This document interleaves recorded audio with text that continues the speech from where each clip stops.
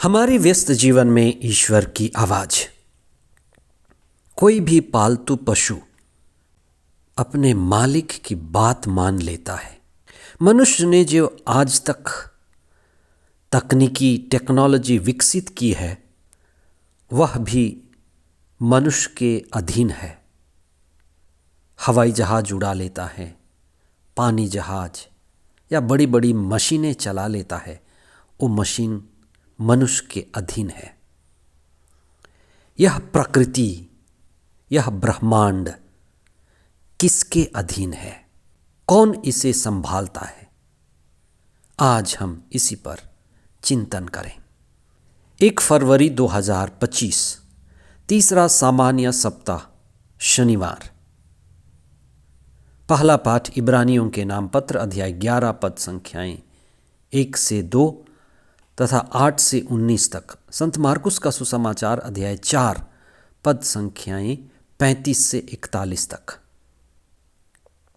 धर्मशास्त्र में एक सवाल बार बार उठाया जाता है, आखिर यह कौन है जिसकी बात तूफान और समुंदर भी मानते हैं? हम मनुष्य जो शरीर, जो बाहरी रंग रूप, मांस मज्जा दिखते हैं, वास्तव में हम वह नहीं हैं, हम उसके आगे हैं। हमारे मन में बहुत से विचार चलते रहते हैं, हम सोचते रहते हैं। हम सोच भी नहीं हैं, हम उसके आगे हैं। हम जो काम करते हैं उससे हमारे व्यक्ति होने का, व्यक्तित्व का पता चलता है, व्यक्तित्व की पहचान होती है। समुद्र में उठे हुए आंधी को, प्रकृति के रौद्र रूप को, सुनामी को आखिर कौन डांट सकता है? आज के सुसमाचार में आंधी को, समुद्र में उठे हुए सुनामी को डांटने की बात उठाई गई है। और इस घटना को समझने में और एक सवाल उठता है, आखिर यह कौन है जो समुद्र को डांटता है और समुद्र उसकी बात मान लेता है? हमें हमारे जीवन का निर्माण करना है। जैसे हम घर का निर्माण करते हैं, उसी तरह से हम अपने जीवन का भी निर्माण करते हैं। संत मत्ती के सुसमाचार अध्याय 7 पद संख्याएं 24 से 26 के बीच में ईसा ने घर बनाने की बात बताई है। हम घर बनाते हैं, और हमारा घर कहाँ बना है? आपका घर कहाँ बना है? आपके रिश्तेदारों का घर कहाँ बना है? चट्टान पर बना है या बालू पर बना है? और जो भी हम घर बनाएंगे, चट्टान पे बनाएंगे या बालू पर बनाएंगे, दोनों तरह के घरों को आंधी, बाढ़, तूफान टकराएंगे, और उस घर के टकराने में ही पता चलेगा कि वह कैसा घर है। क्या आपने अपने जीवन का निर्माण किया है?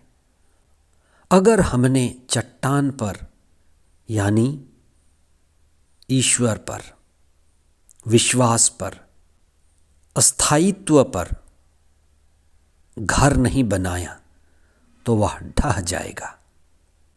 ईसा अपने शिष्यों को प्रशिक्षित कर रहे थे।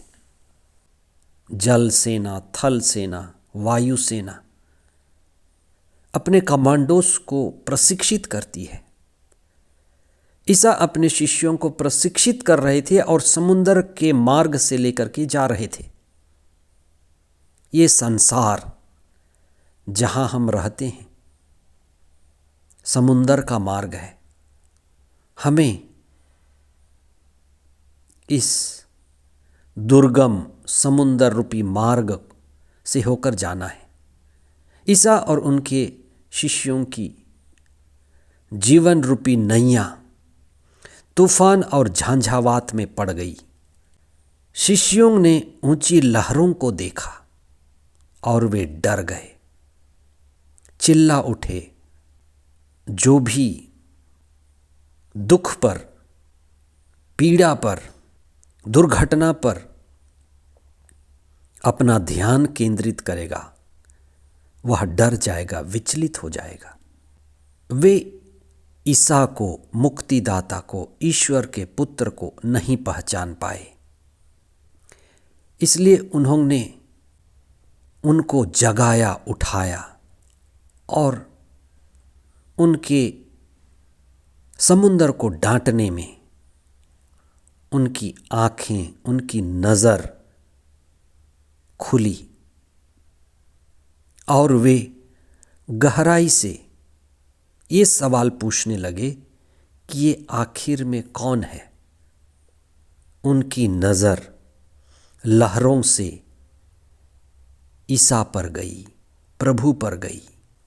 हम इस जीवन में कई तरह के उतार चढ़ाव, तूफान, झांझावात, दुर्घटना से होकर के गुजरते हैं। हम अपना ध्यान प्रभु पर केंद्रित करें। प्रार्थना करने का, धर्मशास्त्र को पढ़ने का, मौन होकर ध्यान करने का असली अर्थ यही तो है कि हम प्रभु पर ध्यान केंद्रित करें। तूफान आता रहेगा, घटनाएं घटती रहेंगी, झंझावात उठते रहेंगे, लहरें घर से टकराती रहेंगी।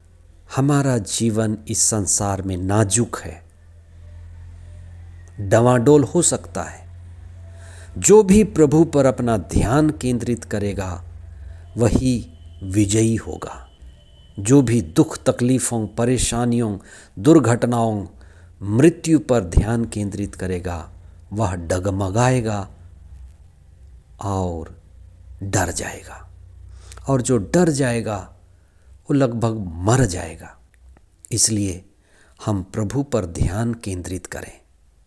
प्रभु पर ध्यान केंद्रित करने के लिए समय निकालें, धर्मशास्त्रों को पढ़ें, पवित्र आत्मा द्वारा संचालित हों। आपके जीवन में प्रभु ही आपका केंद्र बने। आमीन।